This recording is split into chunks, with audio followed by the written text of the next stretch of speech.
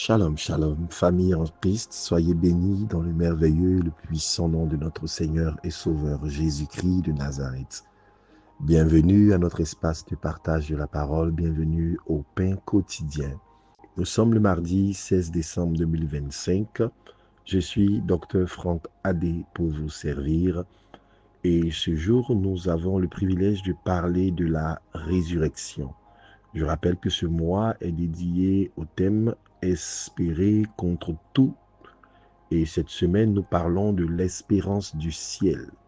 Le texte qui va nous accompagner de notre méditation de ce jour est tiré de 1 Pierre 1, verset 3 qui dit ceci : « Béni soit Dieu, le Père de notre Seigneur Jésus-Christ, qui, selon sa grande miséricorde, nous a régénérés pour une espérance vivante par la résurrection de Jésus-Christ d'entre les morts. » Parole du Seigneur.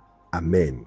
Espérer contre tout, c'est un mot d'ordre, c'est une espérance, c'est un encouragement. Nous sommes au terme de cette année et bien évidemment, vous et moi y projetons beaucoup d'espoir, beaucoup d'attentes.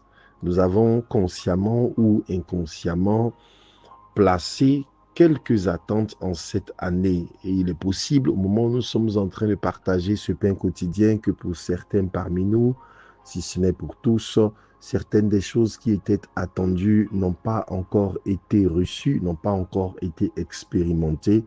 Et nous espérons encore voir la main du Seigneur.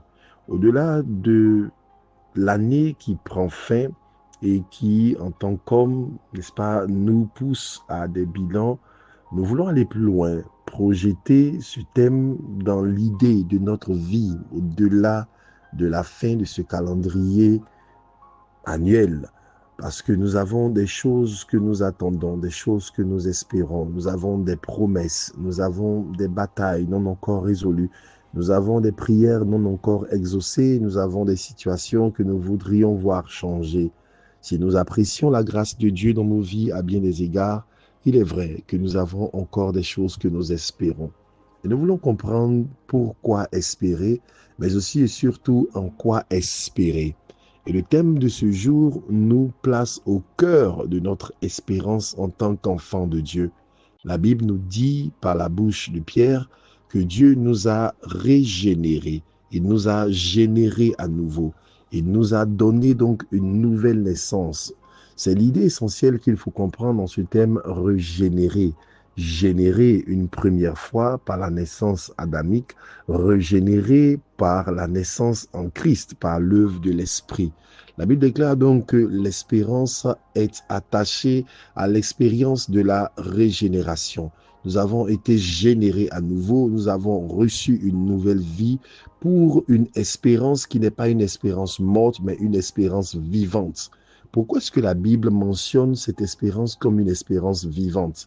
Parce que, comme je le disais d'entrée de jeu, s'il est humain de pouvoir attendre des exaucements, du décantement de certaines situations, la manifestation de Dieu à certains égards, ces choses aussi utiles qu'elles puissent l'être pour notre vie de ce côté de l'éternité, ne sont pas encore l'espérance vivante.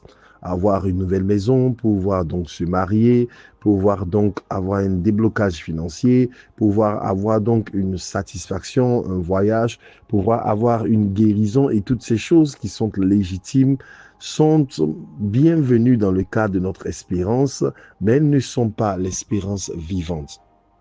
La Bible dit que l'espérance vivante, le cœur de notre foi, ce ne sont pas d'abord ces choses, mais c'est la résurrection.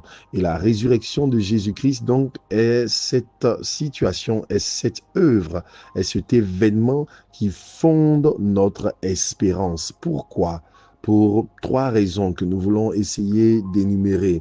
Premièrement, parce que nous le disons, nous sommes enfants de Dieu à cause de la résurrection.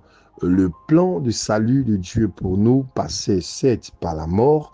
La mort de Christ était donc l'acte par lequel la condamnation de Dieu sur le péché était donc exécutée. Et donc, cette mort nous donnait donc le droit légal de pouvoir donc être enfant de Dieu, d'être pleinement accueillis parce que l'acte dont les ordonnances nous condamnaient a été effacé par la mort. Le châtiment qui proclamait que le salaire du péché, c'est la mort, a donc trouvé sa manifestation, a donc trouvé son exécution et Dieu pouvait légalement nous accueillir maintenant. Et ensuite, la résurrection vient pour attester que le sacrifice de Christ a été donc validé et qu'il était sans péché, de sorte que la mort ne pouvait pas le retenir. Il portait la mort par le péché sur lui, mais non pas la mort en lui, par le péché dans ses gènes. De sorte donc que sa résurrection est la manifestation de ce que le sang innocent a coulé et que la justice de Dieu a été exécutée, mais celui qui a porté cette justice ne pouvait pas être retenu par les liens de la mort parce qu'il n'était pas trouvé coupable de ce pourquoi la mort pouvait légalement frapper les hommes.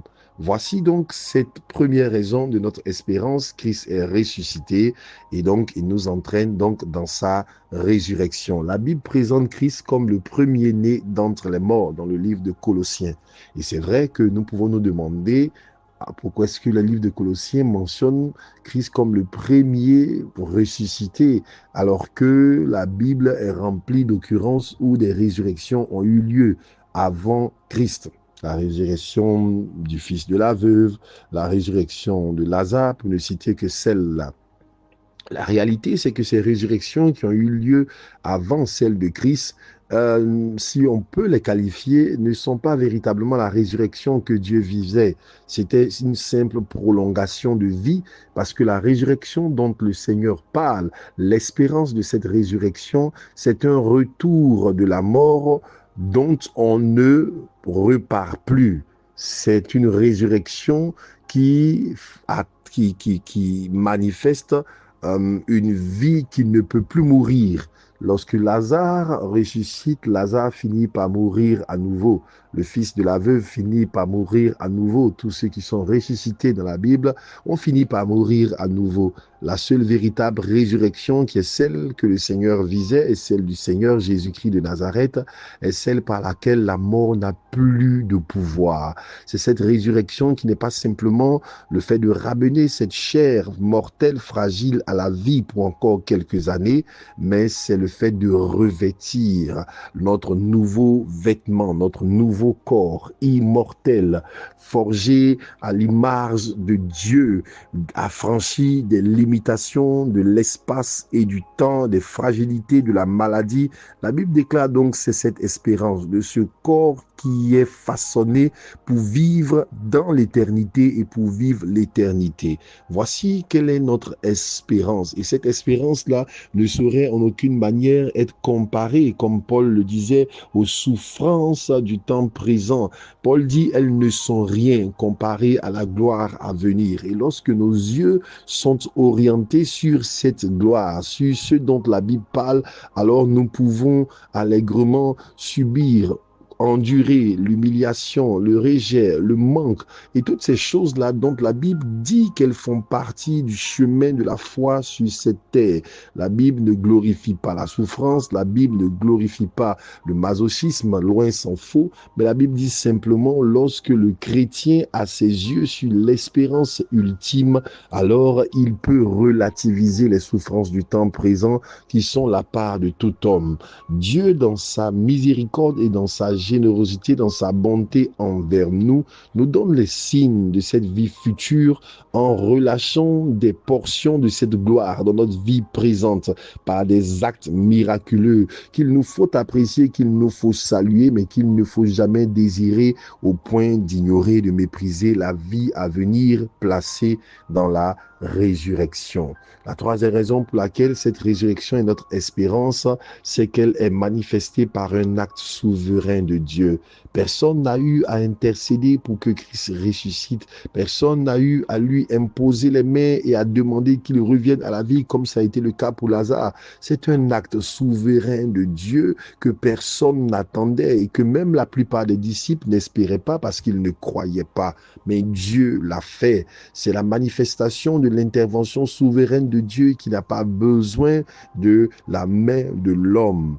Nous pouvons attendre des choses légitimement de nos pasteurs, de nos frères, de nos sœurs, de nos époux, de nos épouses, mais quelquefois dans leur humanité, dans leur fragilité, ils ne seront pas à mesure de nous porter ce dont nous avons besoin. Si dans notre réflexion ou dans notre paramétrage mental ou dans notre façon de concevoir comment Dieu devrait intervenir pour nous, nous avons nécessairement placé l'homme au cœur de ce projet, de ce plan, nous pouvons être déçus. Mais lorsque nous comprenons que Dieu peut passer par des hommes, mais il peut intervenir d'une façon souveraine, même lorsque les hommes sont défaillants, alors nous comprenons que notre espérance ne peut pas être trompée parce qu'elle n'est pas assise, elle n'est pas ancrée en un homme.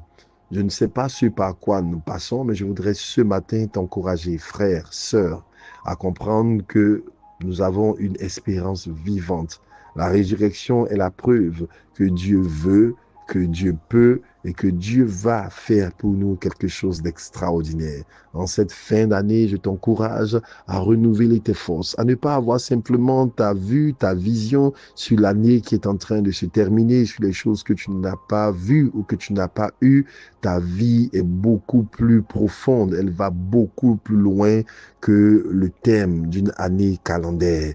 Ta vie est beaucoup plus riche que 365 jours d'une année calendaire. Le projet de Dieu est beaucoup plus immense que 80, 90 ans de vie. Il touche à quelque chose de fondamental et Dieu promet la résurrection. C'est notre chant, c'est notre joie, c'est notre espérance. Que Dieu nous bénisse.